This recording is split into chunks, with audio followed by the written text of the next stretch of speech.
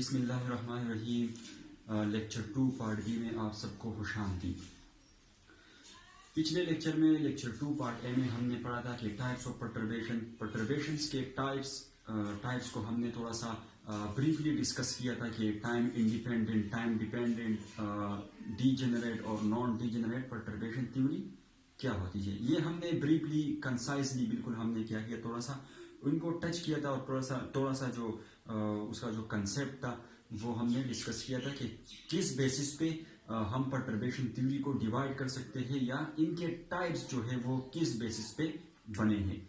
सही, तो आज के लेक्चर में जो सेकेंड पार्ट है लेक्चर 2 का, इसमें हम नॉन डीजेनरेट परटर्बेशन थ्योरी को डिस्कस करेंगे और इसके अलावा जो इसका मैथमेटिकल पोर्शन है, सही है, जो मैथमेटिकल पोर्शन है उस पर थोड़ा सा काम करेंगे और उसमें से फर्स्ट ऑर्डर एनर्जी करेक्शन और सेकंड ऑर्डर एनर्जी करेक्शन और इसके अलावा जो first order correction in wave function, ये हम फाइंड आउट करेंगे।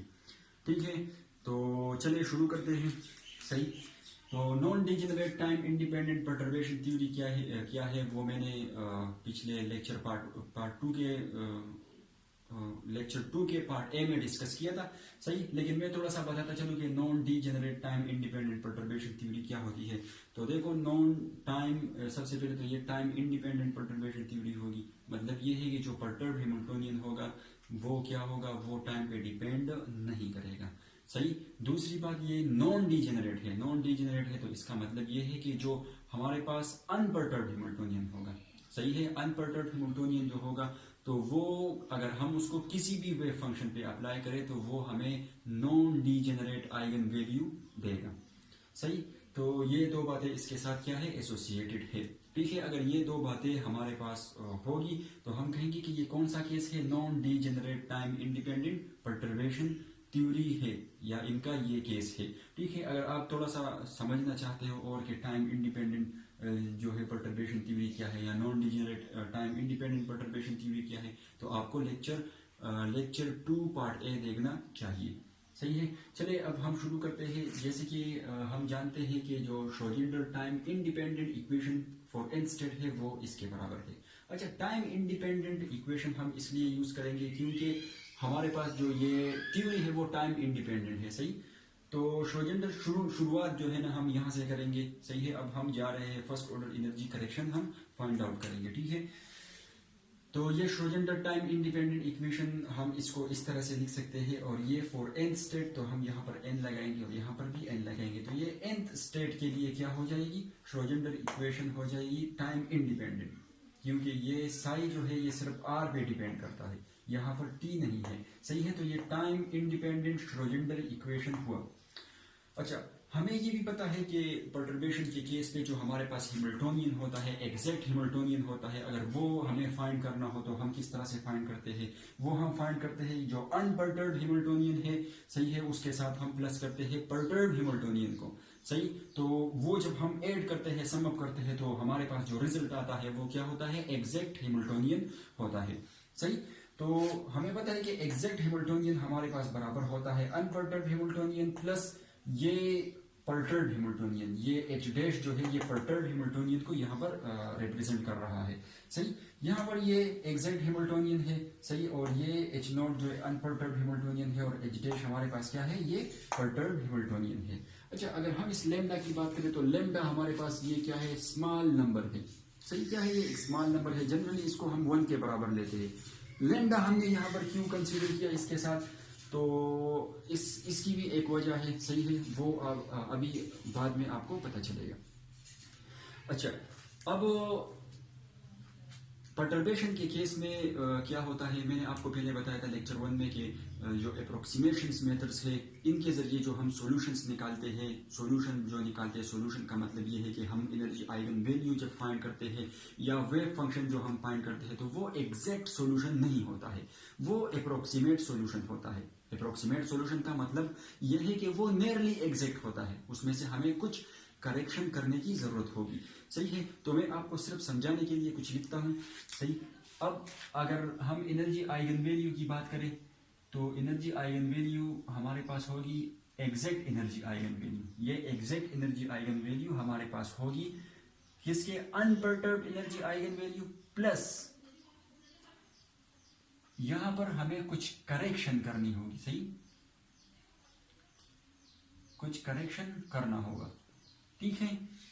तो हमारे पास तभी एग्जैक्ट आइगन वैल्यू आएगी इन केस ऑफ परटर्बेशन, सही। इसी तरह अगर हम वेव फंक्शन की बात करें तो वेव फंक्शन जो करेक्टेड वेव फंक्शन होगा हमारे पास, वो हमारे पास बराबर होगा जो अनपर्टर्ब्ड के केस में जब परटर्बेशन अप्लाई नहीं किया था, अनपर्टर्ब्ड के केस में जो हमारे पास आइगन फंक्शन था, सही है, उसके साथ उसमें कुछ करेक्शन हमें करनी होगी, कुछ करेक्शन ऐड करनी होगी ताकि हमारे पास नियरली एग्जैक्ट सॉल्यूशन प्रोड्यूस हो, ठीक है।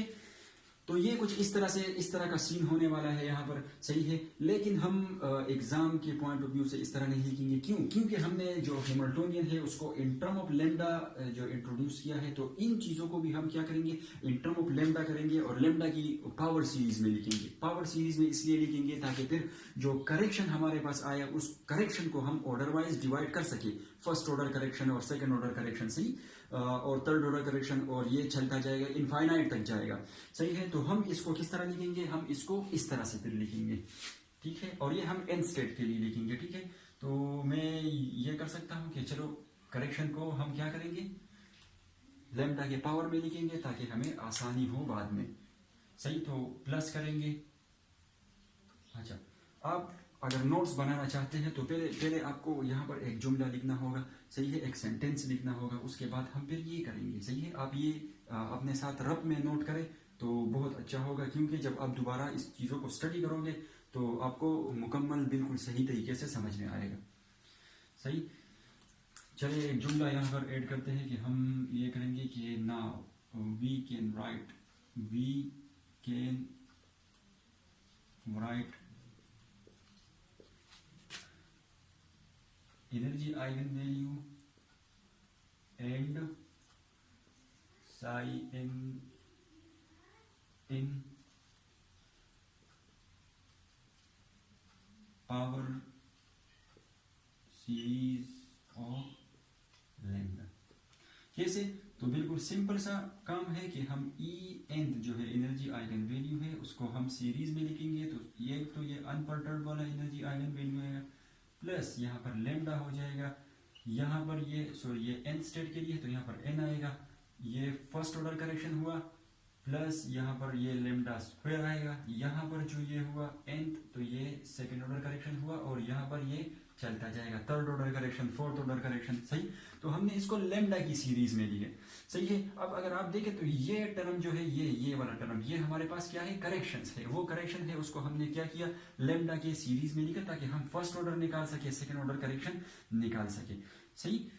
और इसी तरह अगर हम वेव फंक्शन की बात करें तो फॉर एन स्टेट हम लिख सकते हैं, एक तो अनपर्टर्ब्ड वेव फंक्शन होगा plus lambda first order correction in wave function plus lambda square second order correction in wave function, और ये चलता जाएगा, ठीक है। तो ये हमारे पास कुछ दो इक्वेशन आई, सही। तो इस इक्वेशन को अगर हम इक्वेशन ए का नाम 1 का नाम दे दें, सही, और इन दोनों इक्वेशन को कंबाइनली अगर हम इक्वेशन 2 का नाम दे दें, सही। अब हम क्या करेंगे, इस इक्वेशन 1 और इक्वेशन 2 को इक्वेशन ए में पुट कर देंगे, सही। जब हम इसको इक्वेशन ए में पुट करेंगे तो क्या होगा, तो आप लिख सकते हैं कि इक्वेशन ए जो है, इक्वेशन ए वो बिकम इक्वेशन ए, इस तरह से हम लिख सकते हैं, ठीक है। एच की जगह एच की वैल्यू पुट करेंगे तो ये हो जाएगा हमारे पास unperturbed Hamiltonian plus lambda H dash, ठीक है।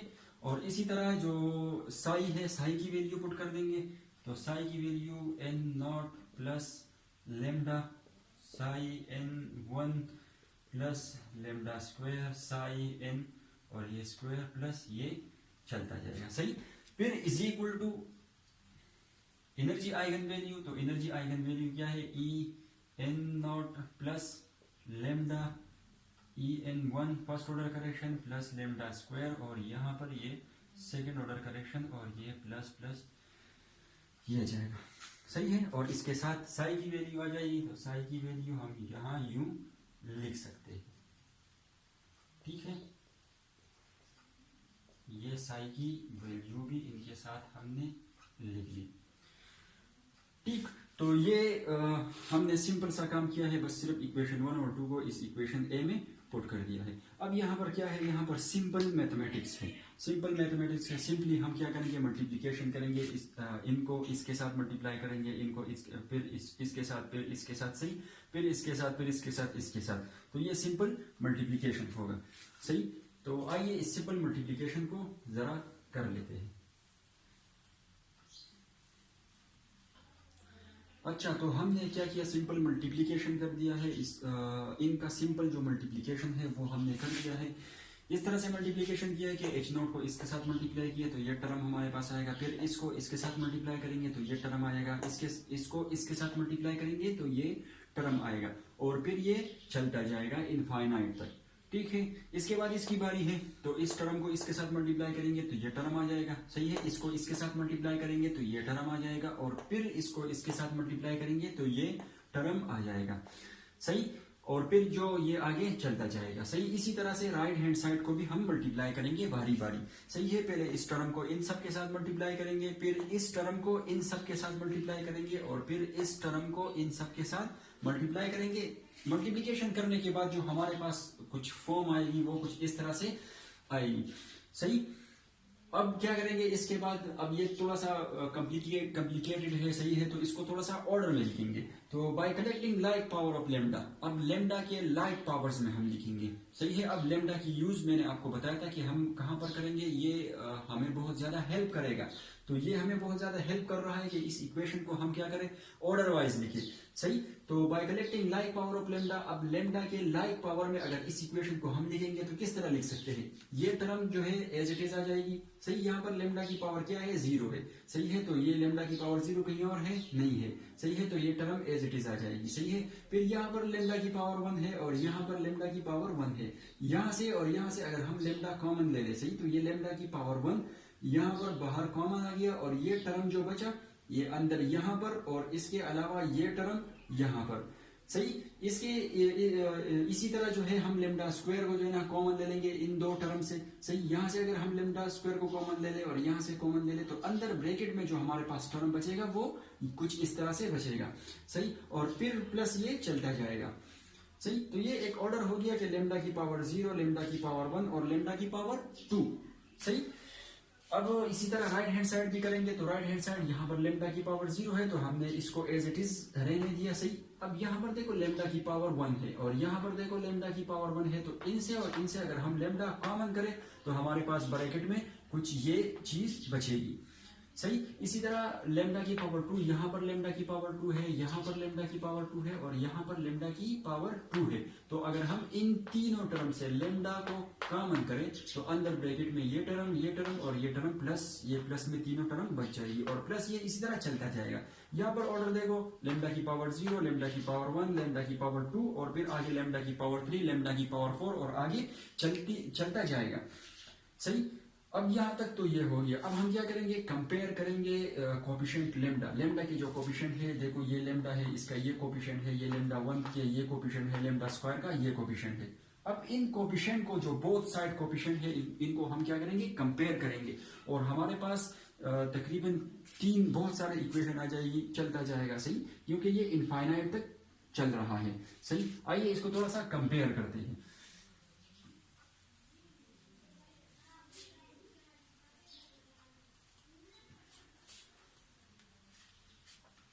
अच्छा, फॉर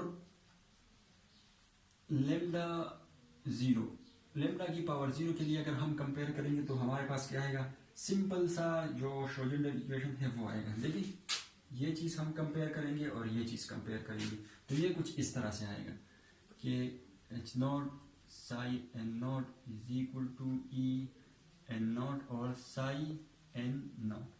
ये इक्वेशन कुछ इस तरह से आया। फिर हम लेमडा स्क्वायर के लिए लेमडा 1 के लिए कंपेरिजन करेंगे, तो हम लिख सकते हैं कि फॉर लेमडा 1, लेमडा की पावर 1 के लिए अगर हम कंपेरिजन करें तो लेमडा की पावर 1 के लिए ये ब्रैकेट और ये ब्रैकेट कंपेयर होगा, तो ये हो जाएगा lambda naught psi n 1 plus H dash psi n not, और इसके साथ कंपैरिजन में ये वाली टर्म आ जाएगी, सही। तो ई n 0 और ये हो जाएगा साई n 1 और प्लस e n 1 और ये हो जाएगा साई n नॉट आ जाएगा। सही, तो ये इक्वेशन हमारे पास बनेगी। ठीक है, ये लेमडा 1 के लिए हमने कंपेयर किया। फिर अगर हम लेमडा स्क्वायर के लिए कंपेयर करेंगे, फॉर लेमडा स्क्वायर, अगर हम लेमडा स्क्वायर के लिए कंपेयर करेंगे तो हमारे पास जो इक्वेशन बनेगी वो ये बनेगी। सही, ये इक्वेशन हमारे पास बनेगी, ये 1 होगी। ठीक है, और इज इक्वल टू ये टर्म आ गई है, अब इज इक्वल टू इस टर्म के बराबर होगा, तो हम इसको लिख सकते हैं कि E N not psi n और ये स्क्वायर प्लस ई एन 1 और ये हो जाएगा साई एन 1। ठीक है, और प्लस तीसरा टर्म जो है वो भी आ जाएगा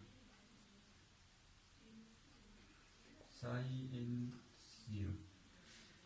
सही, तो ये हमारे पास 3 इक्वेशन आए हैं। सही है, और इसी इक्वेशन को यूज करते हुए अब हम क्या करेंगे, फर्स्ट ऑर्डर करेक्शन निकालेंगे, सेकंड ऑर्डर करेक्शन निकालेंगे, और इसके अलावा हम क्या करेंगे, जो वेव फंक्शन है उसमें से भी फर्स्ट ऑर्डर करेक्शन को हम फाइंड आउट करेंगे इसी इक्वेशन को यूज करते हुए। ये 3 इक्वेशन देखो, ये हमारे पास क्या है, ये 0 है, इसका ऑर्डर 1 है, तो ये फर्स्ट ऑर्डर इक्वेशन है। सही है, और इसको हम फर्स्ट ऑर्डर करेक्शन के लिए यूज करेंगे। और ये सेकंड ऑर्डर है, ऑर्डर इसका सेकंड है, तो ये सेकंड ऑर्डर करेक्शन जब भी हम निकालेंगे तो उसमें हम ये इक्वेशन यूज करेंगे। ये इंपॉर्टेंट इक्वेशंस है, ये अपने साथ आप नोट करें।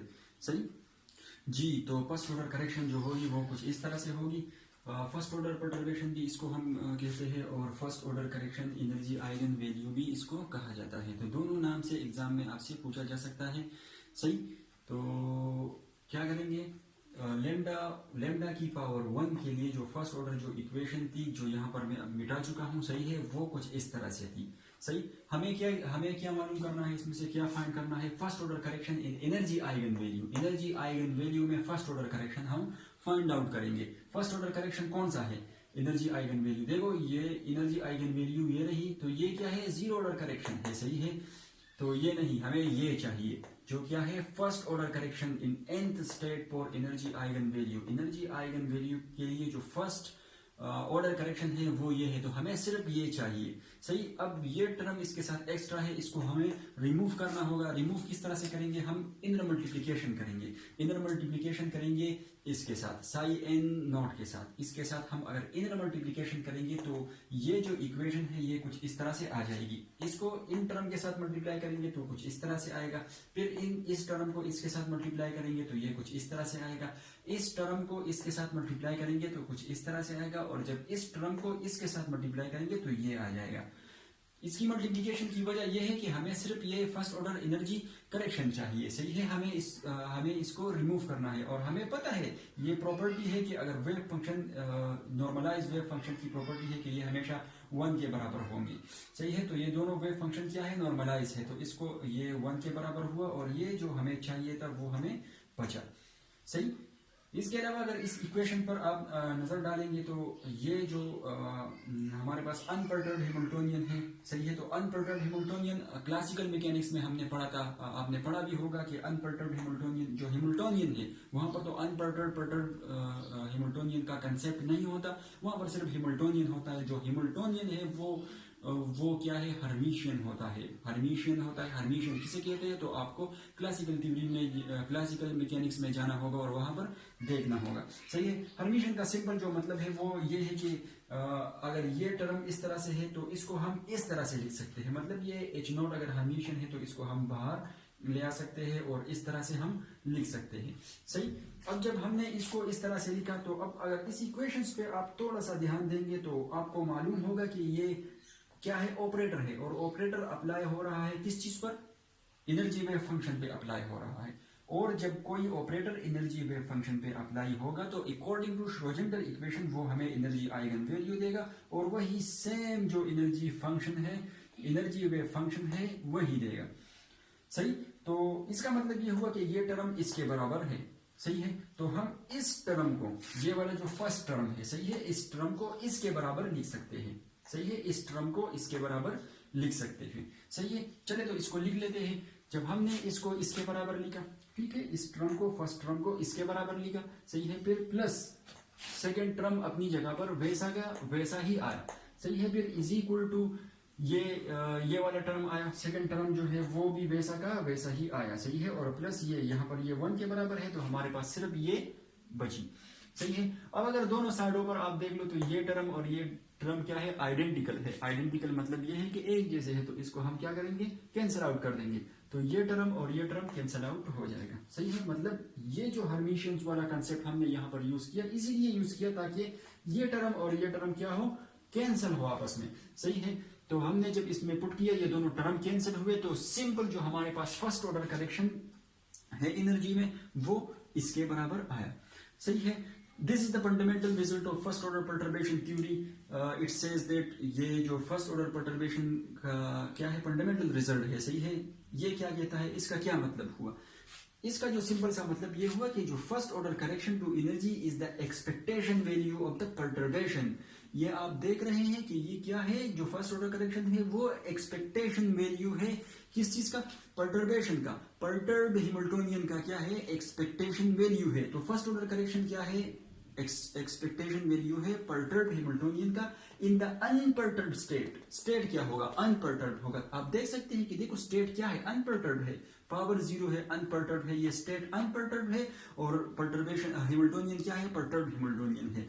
तो ये बात औकात एमसीक्यूज में भी पूछा जाता है कि फर्स्ट ऑर्डर करेक्शन हमारे पास क्या होगा, तो आप ये वहां पर आप ये लिखोगे कि फर्स्ट ऑर्डर करेक्शन जो है वो क्या है, एक्सपेक्टेशन वैल्यू है, किस चीज का, परटर्बेशन का या परटर्ब हैमिल्टोनियन का, सही है, इन द अनपर्टर्ब स्टेट, सही है। तो ये जो थी, ये हमारे पास फर्स्ट ऑर्डर परटर्बेशन या कह सकते हैं कि first order correction in energy eigen value थी।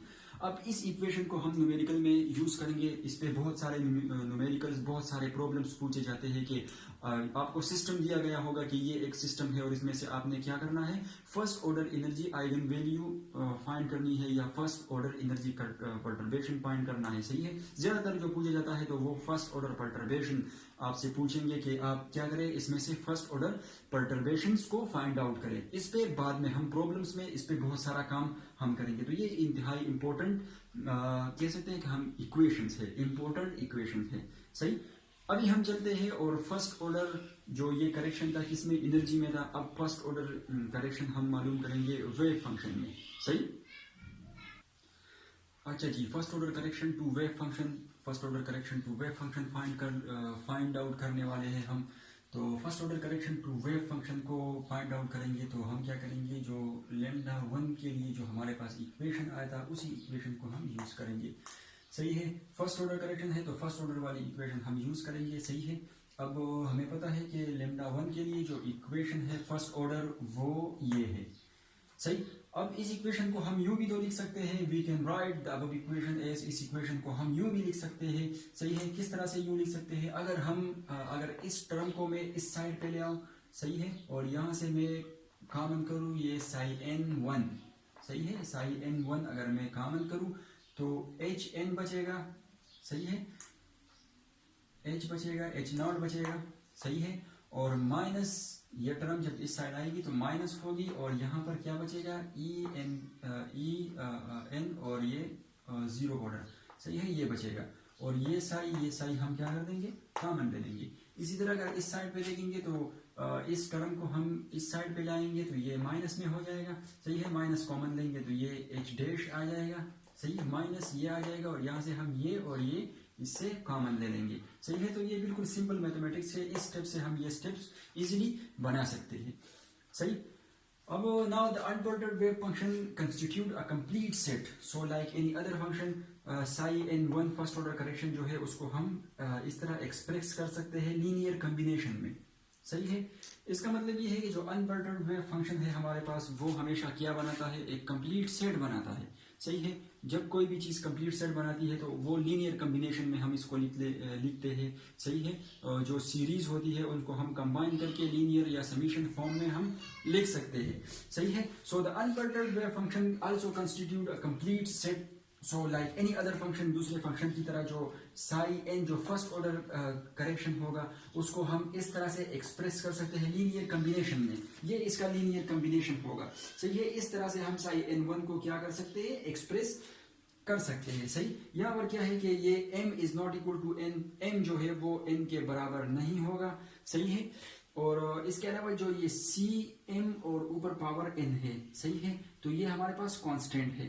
सही है, इसके साथ कुछ कांस्टेंट आएगी और ये हमारे पास क्या है, साई m नॉट है। ये किसके लिए, अनपर्टर्ब्ड वेव फंक्शन के लिए हम इस तरह से लिख सकते हैं। अब हमें क्या करना है, ये जो कांस्टेंट है ये c की पावर n m, इसकी वैल्यू हमें चाहिए। सही है, इसकी वैल्यू अगर हमें मिल गई और हमने यहाँ पर पुट कर दी तो हमारे पास फर्स्ट ऑर्डर वेव फंक्शन जो है, first order correction in wave function find out हो जाएगा। सही है, तो सारा काम अब ये इसको रहता है कि इसकी वैल्यू हम क्या करेंगे, फाइंड आउट करेंगे। सही है, इसकी वैल्यू फाइंड आउट करने के लिए हम इस इक्वेशन को यूज करेंगे। अब देखिए ये जो लीनियर कम्बिनेशन है ये इस इक्वेशन को सेटिस्फाई करेगा। सही है, जब ये इस इक्वेशन को सेटिस्फाई करेगा तो हम क्या करेंगे, सिंपल इस इक्वेशंस को या इस साई एन वन की जो वैल्यू है इसको सिंपल उठा के इसमें पुट कर देंगे। सही, तो इस इक्वेशन को चले इसमें पुट करते हैं। Now we have to find the value of C n m, इसकी वैल्यू हमें चाहिए। Put equation B in equation 3, ये इक्वेशन बी जो है इसको हम इक्वेशन 3 में पुट कर देंगे। सही है, जब इक्वेशन 3 में पुट कर देंगे तो हमारे पास ये इक्वेशन कुछ इस तरह से आ जाएगी। सही है, ये समीशन आया इसका। सही है, फिर ये टर्म आया। सही है, और इसके साथ ये टर्म भी आया। सही, तो राइट जो लेफ्ट हैंड साइड है वो कुछ इस तरह से हो जाएगा और right hand side same to same इसी तरह से ही आ जाएगा। सही, अब अगर इस इक्वेशन पे आप थोड़ा सा गौर करेंगे तो आपको लगेगा कि देखो ये साई एम जो है, साई एम नॉट, ये जो है हमारे पास प्रोडक्ट में है, मतलब ये इसके साथ भी मल्टीप्लाई हो रहा है और इसके साथ भी मल्टीप्लाई हो रहा है। सही, अब देखें ना प्रोडक्ट में है तो इसके साथ भी मल्टीप्लाई होगा और इसके साथ भी मल्टीप्लाई होगा। सही, मैंने यहाँ पर अब हमें पता है कि अगर एच नॉट, अगर किसी ऑपरेटर के साथ हम साई को क्या करें, मल्टीप्लिकेशन में हो तो वो क्या देगा, हमें एनर्जी आइगन वैल्यू देगा और इसके साथ साथ वही वेव फंक्शन आएगा। सही, तो अब देखिए कि ये साई इसके साथ मल्टीप्लिकेशन में है तो मतलब ये है कि यहाँ पर जो टर्म बनेगा वो ये टर्म बनेगी। कौन सी टर्म बनेगी, ये टर्म बनेगी। सही है, यहाँ पर जो टर्म बनेगा वो ये टर्म बनेगा। मैं दोबारा से बता देता हूं कि देखिए साई यहाँ पर क्या है, मल्टीप्लिकेशन में है इन टर्म के साथ। अगर हम साई को इसके साथ मल्टीप्लाई कर दे और इसके साथ मल्टीप्लाई कर दे तो यहाँ पर जो टर्म बनेगा वो कुछ इस तरह से बनेगा, बिल्कुल बनेगा। सही, तो फिर श्रोडिंगर इक्वेशन के मुताबिक अगर कोई ऑपरेटर हमारे पास अप्लाई हो किस पे, वेव फंक्शन पे, तो वो हमें क्या देगा, एनर्जी आइगन वैल्यू देगा और वही वेव फंक्शन देगा। तो यहाँ पर जो टर्म क्रिएट होगा ये वाला, तो इसको हम इस तरह से लिख सकते हैं। सही है, तो यहाँ पर जो टर्म होगा वो इसके बराबर हो जाएगा। सही है, बात क्लियर है यहाँ तक। सही है, और फिर हम इससे क्या करेंगे, साई एम को कॉमन ले लेंगे तो हम इस तरह से इसको लिख सकते हैं। सही, हमने क्या किया है, सिंपल सा काम किया है। ये मल्टीप्लिकेशन में है इसके साथ, देखिए ये साई इसके साथ मल्टीप्लिकेशन में है। सही है, मल्टीप्लिकेशन में है तो इसका मतलब है कि ये कुछ इस तरह का टर्म है। सही, इस तरह का टर्म है तो फिर श्रोडिंगर इक्वेशन के मुताबिक हम इसको इस तरह से लिख सकते हैं। जब इस तरह से लिख सकते हैं, इस टर्म को इस तरह से लिख सकते हैं। सही, इस टर्म को कुछ इस तरह से लिख सकते हैं। फिर हम क्या करेंगे, यहां से साई एम नॉट जो है वो वापस कॉमन ले लेंगे तो वो वापस बाहर आ गया और अंदर ब्रैकेट में जो बचेगा वो कुछ यूं बचेगा। इस टर्म से हमने क्या किया है, सिंपल जो साई एम की पावर 0 है उसको हमने कॉमन कर दिया है, बाहर कर दिया है। सही है, तो हमारे पास कुछ इस तरह सा इस टाइप का इक्वेशंस बनेगा। अब अगर चाहते हो तो आप यहाँ पर एक स्टेप है वो भी कर ले। सही है, मैंने थोड़ा सा शॉर्टकट किया है, डायरेक्ट स्टेप किया है। सही है, आप अगर चाहते हो तो उस स्टेप को आप स्टेप वाइज भी सिस्टमेटिकली भी आप कर सकते हैं। सही, लेकिन ये कोई इतना मुश्किल स्टेप नहीं है। सही, तो अब हम क्या करेंगे, ये इक्वेशन हमारे पास आया और जो राइट हैंड साइड तक वो एज इट इज आया। सही, अब now taking the inner product with, हम क्या करेंगे, अब इनर प्रोडक्ट लेंगे किसके साथ, साई एल और ये उसके लिए ग्राउंड स्टेट के लिए। सही है, साई एल और ये अनपर्टर्ड साई के साथ, लेकिन यहाँ पर स्टेट कौन सा होगा, एल होगा। एल हमने क्यों लिया है, एल इसलिए लिया है कि डायरेक्ट हमें पता नहीं है कि हम एन स्टेट ले लें या एम स्टेट ले लें, सही है। एल ले लिया है, अभी हम देखेंगे कि अगर एल एम के बराबर होगा तो क्या होगा, अगर एल एन के बराबर होगा तो क्या होगा, सही है। तो फिलहाल इसको मल्टीप्लाई कर लेते हैं इनके साथ, तो ये मल्टीप्लिकेशन होगी, सही है। अब ये साई है तो साई के साथ मल्टीप्लाई होगा तो कुछ इस तरह बनेगा, सही है। और इज इक्वल टू माइनस और ये आएगा और साई साई के साथ मल्टीप्लाई होगा तो कुछ इस तरह से बनेगा, सही है। सिंपल जो है इनर मल्टीप्लिकेशन है Sai L for unperturbed Sai L, सही है। इसकी जो सिंपल सी मल्टीप्लिकेशन है। अब मल्टीप्लाई करने के बाद हमारे पास कुछ इस तरह से फॉर्म आएगा। अब हम बात करेंगे अगर एल हमारे पास एन के बराबर है, सही है। जो हमने साई, मैंने कहा आपको कि साई को हम डायरेक्ट एम या एन नहीं लेंगे यहाँ पर, क्योंकि हमें पता नहीं है कि आगे क्या होगा, सही है। इसीलिए हमने क्या ले लिया, एल ले लिया। ये सिंप्लिसिटी के लिए हमने एल ले लिया, सही है। तो नाउ अगर एल फर्ज करे, अगर एल एन के बराबर होगा तो क्या होगा, अगर ये एल जो है एन के बराबर होगा, किसके बराबर होगा, एन के बराबर होगा, तो आप देख सकते हैं कि यहाँ पर स्टेट चेंज हो जाएगी। क्या हो जाएगी, स्टेट चेंज हो जाएगी। एक एन स्टेट होगा और दूसरा क्या होगा, एल स्टेट होगा। तो ये टर्म जो है ये क्या हो जाएगी, जीरो के बराबर हो जाएगी, सही है। जब ये जीरो के बराबर होगी तो ये जो लेफ्ट हैंड साइड है ये पूरा जीरो के बराबर होगा। लेकिन हमें तो सी एम एन की वैल्यू चाहिए, हम क्या करने वाले हैं, सी एम एन की वैल्यू फाइंड आउट करेंगे। तो इसीलिए हम जो एल है उसकी वैल्यू एन के बराबर नहीं लेंगे, ठीक है। जब एन के बराबर नहीं लेंगे तो फिर किसके बराबर लेंगे, जाहिर सी बात है फिर एल एम के बराबर लेंगे। अच्छा, जब एल एम के बराबर लेंगे तो क्या होगा, चलिए देखते हैं वो भी। मुझे थोड़ा सा इसको रब करने दो।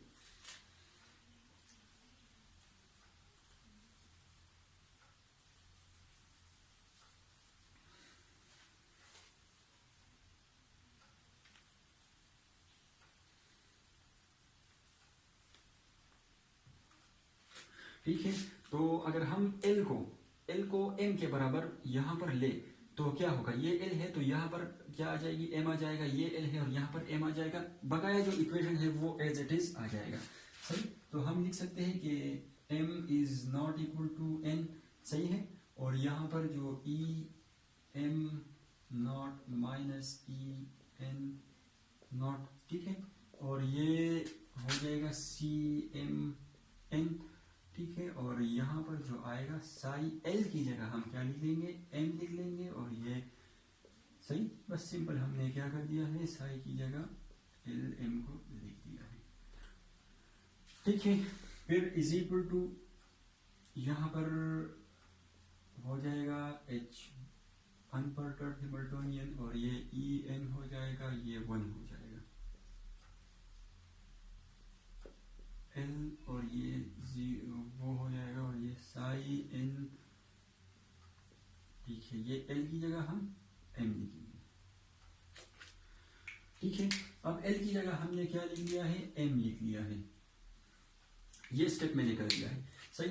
अब अगर आप इक्वेशन को थोड़ा सा देखेंगे तो अब यहाँ पर देखें, यहाँ पर जो है ये क्या है, स्टेट दोनों सेम है तो क्या है, यहाँ पर वो नॉर्मलाइज वाला कंसेप्ट यूज हो जाएगा और ये किसके बराबर होगा, ये 1 के बराबर हो जाएगा, ठीक है। ये टर्म 1 के बराबर हो जाएगी, सही है। और राइट हैंड साइड अगर हम देखें तो यहाँ पर क्या है, मल्टीप्लिकेशन में है। चले इसको थोड़ा सा सिंप्लीफाई कर लेते हैं, थोड़ा सा अंदर इसको क्या कर लेते हैं, मल्टीप्लाई कर लेते हैं।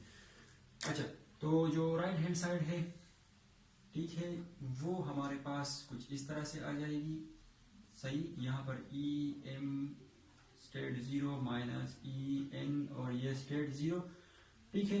और यहाँ पर सी एम एन आ जाएगी, वो तो 1 के बराबर हुआ, सही है। और इज इक्वल टू इस साइड पे जो आएगा वो क्या आएगा, मल्टीप्लाई करेंगे, सही है। तो यहाँ पर माइनस हो जाएगा साई एम नॉट और यहाँ पर ये एच डैश जो पर्टर्ब्ड हैमिल्टोनियन है वो आएगा और साई एन नॉट हो जाएगा। एक ये टर्म आया, सही है। और माइनस जो दूसरा टर्म आएगा तो वो ये आएगा कि ई एन और 1, सही है। और इसके साथ ये टर्म आ जाएगा तो ये साई एम, ठीक है। और स्टेट और साई एन 0 ये हुआ, सही है। अब यहाँ पर देखें तो स्टेट हमारे पास चेंज है, एम और एन है। जहां पर हमने ये कहा था यहाँ पर कि अगर यहाँ पर हम एन ले लें तो यहाँ पर स्टेट चेंज हो जाएगी तो फिर ये तो जीरो के बराबर होगा, तो ये टर्म जो है ये जीरो के बराबर हो जाएगा। तो ये सिंपली ये टर्म किसके बराबर होगा, जीरो के बराबर होगा, क्योंकि स्टेट चेंज यहाँ पर m है और यहाँ पर n है, सही है, तो ये जीरो के बराबर होगा। सही, अब जो बकाया हमारे पास बचा तो हमारे पास कुछ ये चीजें बची, सही है, ये टर्म तो मुकम्मल जीरो के बराबर हुआ। अब हम क्या करेंगे, अब Cn की जो वैल्यू है वो हमारे पास निकल के आ गई है, बिल्कुल सिंपल है, सही है, सिंपल। हम इसको Cn की जो वैल्यू है उसको सिंपली हम यूँ लिख सकते हैं कि Cmn की जो वैल्यू होगी वो हमारे पास बराबर होगी summation m is not equal to n, ठीक है। या हम ये कह सकते हैं, नहीं हम ये नहीं कह सकते, हम ये कह सकते हैं कि समीशन Cn की वैल्यू क्या होगी, सॉरी यहाँ पर ये हम ये कह सकते हैं कि जो m is not equal to n, सही है। एक मिनट मैं इसको थोड़ा सा सीधा सही कर लूँ, ठीक है। समीशन जो Cn की वैल्यू है वो किसके बराबर होगी, minus psi m not h dash Sai n not के बराबर होगी, और इसको डिवाइड हम कर देंगे, ये चीज जाएगी डिवीजन में, तो ये हो जाएगी E M naught minus E N naught. तो ये हमारे पास वैल्यू आ गई है, समीशन सी एम की वैल्यू आ गई है, ठीक है, ये हमारे पास इसकी वैल्यू आ गई है। और हमारे पास जो इक्वेशन बी था, सही है, आप अगर वीडियो को थोड़ा सा बैक ले जाए तो वहां पर एक इक्वेशन बी था जो कि कुछ इस तरह से था कि हमने कहा था कि साई को हम लीनियर कॉम्बिनेशन में लिख सकते हैं, सही है, फर्स्ट ऑर्डर करेक्शन जो है साई में उसको हम लीनियर कॉम्बिनेशन लिख सकते हैं कुछ इस तरह से। वो वैल्यू दी कि m हमारे पास n के बराबर नहीं होगा, सी m होगा, n होगा, और यहाँ पर साई n, ठीक है, और यहाँ पर जीरो होगा। तो ये कुछ इस तरह का जो क्या था वैल्यू था, सही है, साई m और नॉट, वो इक्वेशन भी कुछ इस तरह से था। तो हम क्या करेंगे, सिंपली ये जो है इसकी वैल्यू इस इक्वेशन में पुट कर देंगे, सही है, सिंपली ये वैल्यू हम इस इक्वेशन में पुट कर देंगे तो क्या होगा, चलिए देखते हैं कि क्या होगा। फिर इसको मुझे थोड़ा सा रब करने दो।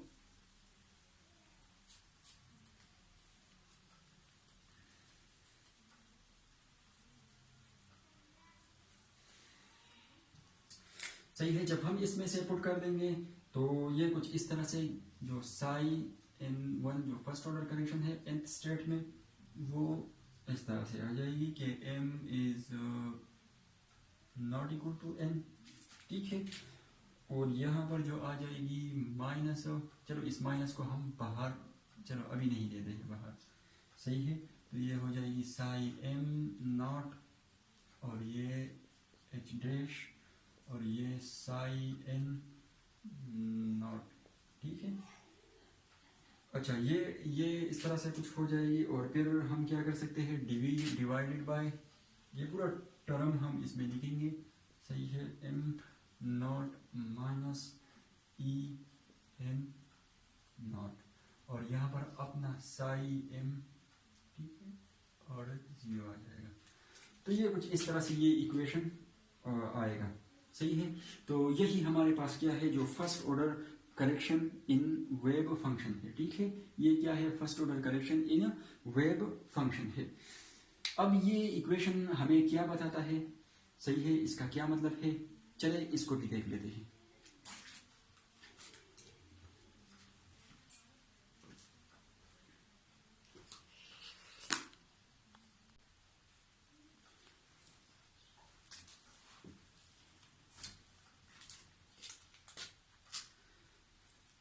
सही है, तो इसका मतलब ये होगा, देखो आप नोटिस करो इस डिनोमिनेटर को, सही है, the denominator is same as long as the unperturbed energy spectrum is non degenerate, ठीक है। जो हमारे पास डिनोमिनेटर है ये तब तक सेम है जब हमारे पास क्या होगा, हमारे पास नॉन डीजेनरेट स्पेक्ट्रम होगा, सही है, नॉन डीजेनरेट स्पेक्ट्रम होगा। मतलब ये है कि हमारे पास अगर हम अनपर्टर्ब्ड हैमिल्टोनियन को अप्लाई करे किसी वेव फंक्शन पे और वो हमें क्या दे दे, एनर्जी आइगन वैल्यू दे, लेकिन वो एनर्जी आइगन वैल्यू क्या हो, नॉन डीजेनरेट हो। नॉन डीजेनरेट मतलब ये है कि अगर नॉन डीजेनरेट का मतलब मैंने पहले बता दिया है आपको लेक्चर 2 पार्ट ए में, सही है कि नॉन डीजेनरेट का मतलब क्या है, सही है। फिर भी नॉन डीजेनरेट का मतलब मैं यहाँ पर बता देता हूँ ताकि आपको बेटर समझ में आए। अगर आपने लेक्चर 1 नहीं लेक्चर 2 पार्ट ए नहीं देखा है तो आपको थोड़ा सा समझ में सही आए, सही। तो मैं इसको रब कर देता हूँ। देखिए अगर हमारे पास डिफरेंट किस्म के वेव फंक्शन हो, साई 1 साई 2 साई 3 कुछ भी हो सकते हैं, सही है। तो if we have wave function psi 1 psi 2 और साई 3 हो, लेट सपोज हमारे पास 3 वेव फंक्शन थे, ये रब में है, सही है, ये रब वर्क है। अगर हमारे पास 3 वेव फंक्शन है, सही है, और अगर हम इसको अनपर्टर्ब्ड हैमिल्टोनियन को साई 1 पे अप्लाई करेंगे और वो हमें क्या देगा, E1 देगा और वही साई 1 देगा, सही है। इसी तरह अगर हम इसको साई 2 पे अप्लाई करेंगे तो ये E2 देगा और ये साई 1 देगा। सेम टू सेम अगर हम साई 3 पे अप्लाई करेंगे तो ये क्या देगा, E3 देगा और साई 3 देगा। अब अगर ये जो आइगन वैल्यूज है, ठीक है, अगर ये आइगन वैल्यूज आपस में बराबर हुए, ठीक है, क्या हुए, बराबर हुए। इफ आइगन वैल्यूज अगर हमारे पास बराबर हुए तो ये हमारे पास क्या होगा, डीजेनरेट स्टेट होगा। डीजेनरेट स्टेट क्यों होगा, क्योंकि देखिए जो साई 1 अगर हमने अनपर्टर्ब्ड हैमिल्टोनियन को साई 1 पे अप्लाई किया तब भी इसने same energy wave function same energy eigen value दिया, सही है। फिर साई 2 पे अप्लाई किया, डिफरेंट वेव फंक्शन पे हम अप्लाई करते रहे, लेकिन वो जो रिजल्ट था हमारे पास आइगन वैल्यू की वो क्या था, सेम था। वो डीजेनरेट कर रहा था एनर्जी आइगन वैल्यूज को, सही है। तो ये हमारे पास डीजेनरेट का केस है। अब यहाँ पर अगर आप देखेंगे तो ये डिनोमिनेटर पे अगर आप थोड़ा सा ध्यान देंगे, सही है, तो यहाँ पर देखो ये एम स्टेट है और ये हमारे पास क्या है, एन स्टेट है, सही है। एम स्टेट है और ये क्या है, एन स्टेट की एनर्जी आइगन वैल्यू है, सही है। तो डिनोमिनेटर हमारे पास तब तक सेम होगा, तब तक सेफ होगा, सही है, सॉरी, तब तक सेफ होगा मतलब ये है कि तब तक ये हमारे पास सेफ होगा, ये जीरो नहीं होगा जब तक हमारे पास स्टेट कौन सा होगा, स्टेट अगर हमारे पास नॉन डीजेनरेट वाला होगा, सही है, नॉन डीजेनरेट वाला होगा। If E1 is not equal to E2, सही है, और इसी तरह E3 के भी बराबर नहीं होगा, नॉन डीजेनरेट वाला अगर स्टेट होगा। परस करे, लेट सपोज करे कि अगर हमारे पास डीजेनरेट वाला स्टेट आया, सही है, तो फिर क्या होगा, फिर हमारे पास ये जो EM है और EN है, सही है, तो ये दोनों तो इक्वल होंगे, सेम होंगे। तो इस EM को, सही है, ये क्या है, जो EM है इसको हम क्या लिख सकते हैं, इस EM को हम EN लिख सकते हैं। ये अगर हमारे पास अगर डीजेनरेट वाला स्टेट होगा, अगर ये एक दूसरे को डीजेनरेट कर रहे हैं तो फिर ये इसके बराबर होगा, ठीक है। जब ये इसके बराबर होगा तो अगर इसकी जगह हम ये पुट कर दे EN तो ये डिनोमिनेटर हमारे पास क्या आ जाएगा, जीरो आ जाएगा, सही है। जब डिनोमिनेटर जीरो आ जाएगा तो पूरा जो इक्वेशन है वो क्या आएगा, इनफाइनाइट आएगा, इन्फिनिटी आएगा, क्योंकि जीरो अगर डिनोमिनेटर में आएगा तो फिर जाहिर सी बात है वो इनफाइनाइट ही आएगा, सही है। तो the denominator is same as long as the unperturbed energy spectrum is non degenerate. ये तब तक सेव है जब तक हमारे पास जो अनपर्टर्ब्ड एनर्जी स्पेक्ट्रम है वो नॉन डीजेनरेट हो, सही है। But if two different unperturbed state share the same energy, अगर ये दो अनपर्टर्ब्ड जो डिफरेंट एनर्जी आइगन वैल्यू है अगर ये सेम एनर्जी शेयर करे तो फिर क्या होगा, फिर then we are in serious trouble, हम मुश्किलात में होंगे फिर, because we get zero in the denominator में हमारे पास क्या आ जाएगा, जीरो आ जाएगा, and as a whole infinity, और जो एज अ होल रिजल्ट होगा वो हमारे पास क्या आ जाएगा, इनफाइनाइट रिजल्ट आ जाएगा।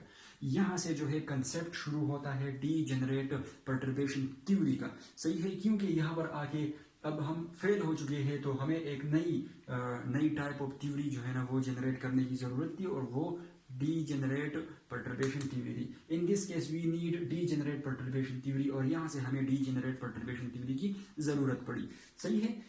तो ये तो था बस इसका एक्सप्लेनेशन के जो फर्स्ट ऑर्डर करेक्शन है वेव फंक्शन में वो क्या होगा। तो first order correction wave function में ये होगा। इस पे हम न्यूमेरिकल करेंगे बकाया, वहां पर हम समझेंगे कि किस तरह से हम, अगर हमें कोई प्रॉब्लम्स में हमें कहे कि आपने क्या करना है, फर्स्ट ऑर्डर वेव फंक्शन में करेक्शन निकालना है, सही है, तो किस तरह निकालेंगे वो हम न्यूमेरिक सेक्शंस में करेंगे, न्यूमेरिकल प्रॉब्लम्स जो है उसमें करेंगे, सही है। उसमें से हम इसको थोड़ा आपको थोड़ा और भी समझ में आ जाएगा कि भाई इसको हम कहाँ पर यूज करेंगे और किस तरह से हम इसकी वैल्यू निकालेंगे, सही है। और इसके जो फर्दर जो सिग्निफिकेंस है वो भी आपको बाद में समझ में आ जाएंगे। अब आगे बढ़ते हैं और हम मालूम करेंगे सेकंड ऑर्डर करेक्शन जो होगा एनर्जी आइगन वैल्यू में। हमने क्या किया, शुरू में first order correction energy eigen value में फाइंड आउट किया, फिर first order correction in wave function में फाइंड आउट किया। अब आगे बढ़ेंगे और हम फाइंड आउट करेंगे second order energy correction in wave function. वो कैसा होगा, चले उसको भी देख लेते हैं जी। तो करते हैं second order correction in energy, सही है। तो second order correction to energy क्या होगा, तो हम शुरू कहाँ से करेंगे, यहाँ से करेंगे कि for lambda square, second order जो हमने लेमडा के लिए इक्वेशंस निकाली थी, तो फॉर लेमडा स्क्वायर के लिए हमारे पास ये इक्वेशन आया था, सही है। इस इक्वेशन को हम यूज करते हुए सेकेंड ऑर्डर करेक्शन निकालेंगे, किस चीज में, एनर्जी में। अच्छा, एनर्जी में अगर हमें सेकंड ऑर्डर करेक्शन चाहिए तो इसमें से एनर्जी सेकंड ऑर्डर को आप फाइंड करो, तो ये तो अनपर्टर्ब है, ये फर्स्ट करेक्शन है और ये सेकंड ऑर्डर करेक्शन है, सही है। तो इसका मतलब है कि हमें ये जो टर्म है इसके साथ जो साई है इसको हमें 1 के बराबर लाना होगा, या कह लीजिए आपकी हमें इसको हमें रिमूव करना होगा। तो हम क्या करेंगे, by taking the inner product with psi n not, psi n not के साथ इसका इनर प्रोडक्ट लेंगे, पूरे इक्वेशन को क्या कर देंगे, प्रोडक्ट इसके साथ मल्टीप्लाई कर देंगे। तो इनर प्रोडक्ट जब होगा तब कुछ इस तरह से हमारे पास ये इक्वेशन इस तरह से आ जाएगी, सही। इसको अगर इस टर्म के साथ मल्टीप्लाई करेंगे तो ये टर्म आ जाएगा, सही है, इस तरह से। इसके साथ मल्टीप्लाई करेंगे तो ये कुछ इस तरह से आ जाएगा। इस एनर्जी वाले टर्म के साथ मल्टीप्लाई करेंगे तो इस तरह आएगा, और फिर ये इसी टर्म को अगर हम इसके साथ मल्टीप्लाई करेंगे तो ये आएगा, और इसी टर्म के साथ मल्टीप्लाई करेंगे तो ये आ जाएगा। अब ये नॉर्मलाइज्ड वेव फंक्शन का कंसेप्ट यूज करते हुए ये 1 के बराबर होगा, और हमें जो सेकेंड ऑर्डर करेक्शन है एनर्जी वो हमें मिलेगी, सही है। जिस तरह से हमने फर्स्ट ऑर्डर करेक्शन में किया था कि इस टर्म को हमने क्या किया था, इस टर्म को थोड़ा सा हमने सिंप्लीफाई किया था।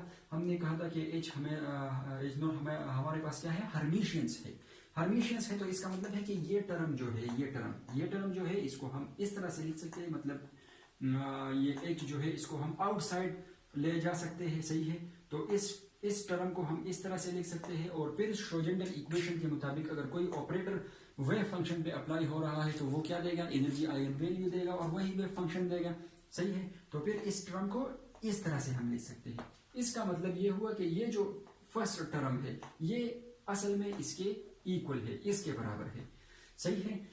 तो क्या करेंगे, सिंपल इस टर्म की जगह इस टर्म को लिख देंगे, इस टर्म की जगह हमने इस टर्म को लिखा, सही है। दूसरा टर्म जो था वो एज इट इज आया, और बकाया सब एज इट इज आया, सही है। सिर्फ हमने क्या किया, इस टर्म की जगह इस टर्म को रखा। अब हम दोनों साइड पे देख सकते हैं कि ये दो टर्म हमारे पास क्या है, आइडेंटिकल है।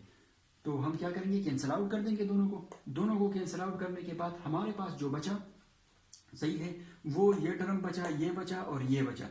हमें सेकंड ऑर्डर करेक्शन चाहिए तो हम इसको यहीं पर रहने देंगे और इस टर्म को अपोजिट साइड में भेज देंगे, सही है।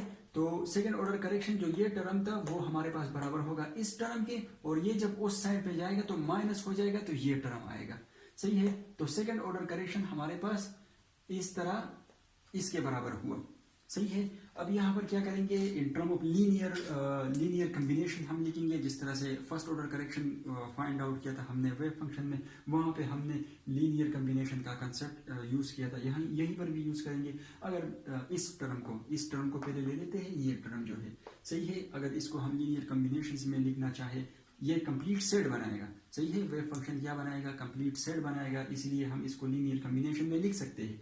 तो इसका जो लीनियर कम्बिनेशन होगा वो इस तरह से हम लिख सकते हैं, ये CMN ये हमारे पास कांस्टेंट होगा, ये टर्म नहीं है, यहाँ पर ये चेंज होगा, n होगा m होगा, यहाँ पर n है तो यहाँ पर m n होगा m होगा, और ये ऊपर ग्राउंड स्टेट वाली होगी, सही है, और m n के बराबर नहीं होगा। तो ये लीनियर कम्बिनेशन, इसका जो लीनियर कम्बिनेशन होगा वो कुछ इस तरह से आएगा, सही है। अब अगर इस लीनियर कम्बिनेशन पे आप थोड़ा सा गौर करेंगे तो आप यहाँ देखिए कि यहाँ पर स्टेट m है, यहाँ पर स्टेट n है, स्टेट चेंज है और दोनों ग्राउंड स्टेट है, तो ये किसके बराबर होगी हमारे पास, ये 0 के बराबर हो जाएगी, सही है। तो ये टर्म तो गया 0 के बराबर हुआ, सही है। तो इस इक्वेशन में ये टर्म 0 के बराबर हुआ, सही है, बकाया ये टर्म बचा, सही है। तो इस टर्म को अगर हम लीनियर कम्बिनेशन में लिखे तो इसका लीनियर कम्बिनेशन कुछ इस तरह से बनेगा, सही है। अब देखिए इस टर्म को कि हमारे पास ये CMN आएगा, ये कांस्टेंट है, और ये वाला जो टर्म है, ये टर्म जो है ये कुछ इस तरह से आएगा, सही है। तो इसको हम क्या कर देंगे, इसकी जगह जो है ना हम ये वैल्यू पुट कर देंगे। तो हमारे पास सेकेंड ऑर्डर करेक्शन जो एनर्जी होगा वो बराबर होगा इसके, ठीक है। इसकी जगह ये तो 0 के बराबर हुआ, इसकी जगह हमने इसकी लीनियर कम्बिनेशन पुट की, तो लीनियर कम्बिनेशन इस तरह से आई, सही है। अब हमें पता है जो फर्स्ट ऑर्डर करेक्शन हमने निकाला था वेव फंक्शन में, इससे पहले उसमें हमने CMN की वैल्यू फाइंड आउट की थी, सही है। CMN की वैल्यू क्या थी, वो ये वैल्यू थी, सही। अब हम सिंपल क्या करेंगे, इस CMN की वैल्यू को उठा के यहां पर पुट करते हैं।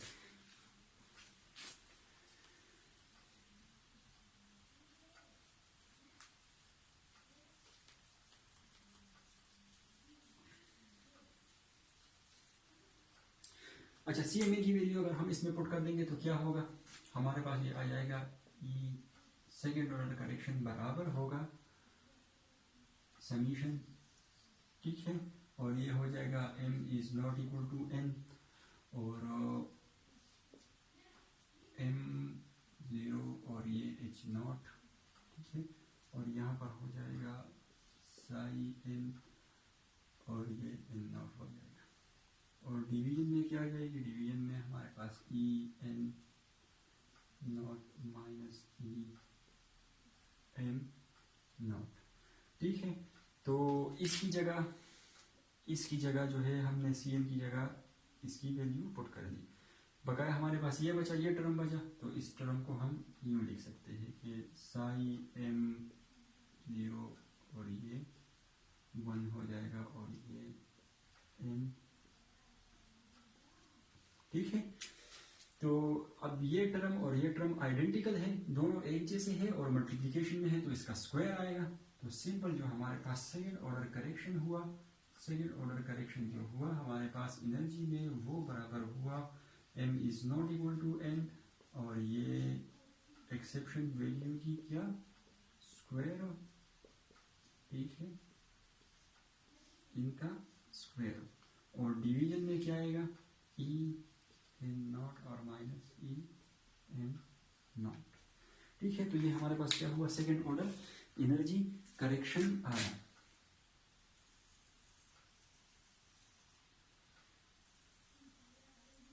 ठीक है। ये सेकंड ऑर्डर एनर्जी करेक्शन थे। अब इस रिजल्ट पे अगर आप गौर करेंगे तो बिल्कुल सेम टू सेम जो हमारे पास first order energy eigen function आया था, सही है, उसी तरह से ये है, मगर सिर्फ इसमें से फर्क जो है वो ये है कि यहाँ पर स्क्वायर है और वहां पर स्क्वायर नहीं है, ठीक है। इसके अलावा अगर आप डिनोमिनेटर पे गौर करेंगे तो ये तब तक एप्लीकेबल है जब तक हमारे पास सिस्टम क्या हो, नॉन डीजेनरेट हो, ठीक है। ये तब तक एप्लीकेबल है जब तक सिस्टम नॉन डीजेनरेट हो। अगर सिस्टम हमारे पास डीजेनरेट हुआ मतलब ये है कि अगर एनर्जी आइगन वैल्यू सेम हुए तो नीचे हमारे पास 0 आ जाएगा और फिर जो होल रिजल्ट होगा वो क्या होगा, इनफाइनाइट हो जाएगा, सही है। तो ये तब तक एप्लीकेबल है जब तक सिस्टम हमारे पास क्या हो, नॉन डीजेनरेट हो, सही है। तो ये तो रही आज का लेक्चर, आज का लेक्चर यहीं पर खत्म करते हैं, वीडियो काफी लंबी हो गई है, सही है। और आने वाले लेक्चर में इंशाल्लाह हम in first order correction, second order correction जितने भी हमने किए हैं इन पे कुछ न्यूमेरिकल सॉल्व करेंगे ताकि आपको और भी आप इससे इन चीज़ों से फेमिलियर हो, सही है, और आपको और भी आसानी हो। और ख़ास तौर पर एग्ज़ाम में जो आते हैं तो वो तो प्रॉब्लम्स आ जाते हैं, ये करेक्शन वगैरह भी पूछ लेते हैं बाज़ औक़ात, सही है। और इसके अलावा बहुत सारे प्रॉब्लम इस पे है, सही, जेटली की बुक है, ग्रिफिथ है, सही। लेकिन हम कुछ इम्पोर्टेंट जो न्यूमेरिकल है उनको सॉल्व करेंगे बिल्कुल सिस्टमेटिकली, सही तरीके से, सही। तो आज के लिए इतना ही काफ़ी है, मिलते हैं अगले लेक्चर में।